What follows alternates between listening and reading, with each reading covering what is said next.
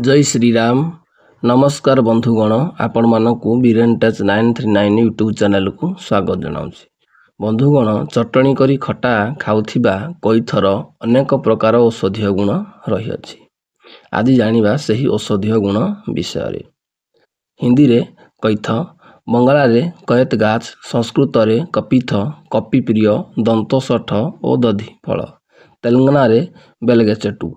परिचय: बड़ गछ, यौगिक पत्र, लंबाଳିया डेम्फ आगरे छोट छोट पत्र। एही पत्र को मकची सुंघिले कडालिया बास हुए। फल गोल बेल आकारर। पाचिला कईथ को फटाइले सेथिरे थिबा शस बेसी खटा लागे एवं यह सुबासित अटे। यहाकू लोकमाने चटणी करी बहुत खाई थांती। एबे आसंतु जानिबा रोग उपशम विषय।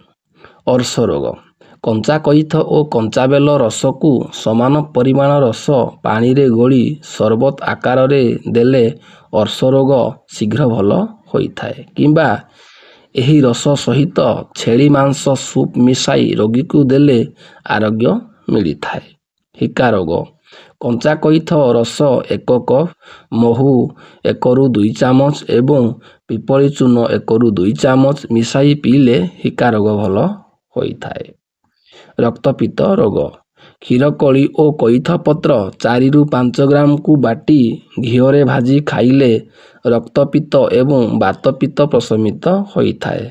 सकल रक्तपित्त पाई यह उत्तम उपचार। बांति रोग: कईथ रस 1 कप, पिपली चून 1 चामच, महू 2 ରୁ 3 चामच एकत्र सेवन कले अविलंबे बांति भल होइथाए। श्वास रोग: प्रतिदिन कईथ रस 1 ରୁ 2 ग्लास करी पान कले अल्प दिन रे श्वास रोग भल होइथाए। कर्ण रोग: कईथ रस 2 ରୁ 3 टोपा कान रे पकाइले कफरु जात होइथिबा कान रोग मध्य भल होइथाए।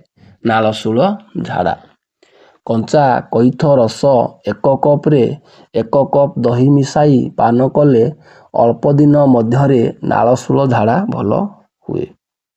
प्रदर रोग: कईंस पत्र और बाउंस पत्र समान भावरे मुठाए लेखाए चिकन करी बाटी सेथिरे 2 ରୁ 3 चामच महू मिसाई खाइले प्रदर रोग भल हुए।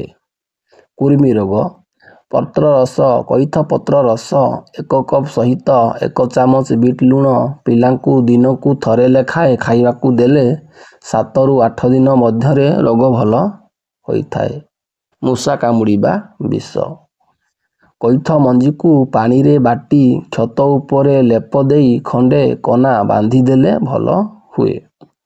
आवश्यक स्थले एही प्रकार उपचार 2 ରୁ 3 थर करा जाई पारे।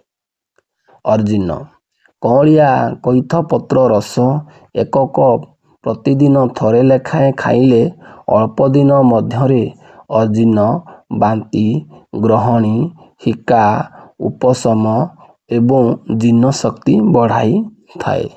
आपण मानकु अनुरोध करुछि एही वीडियो को लाइक करंतु, शेयर करंतु, कमेंट करंतु एवं जंदी चैनल रे नुआ करी अछंती तो चैनल को सब्सक्राइब करि नियंतु।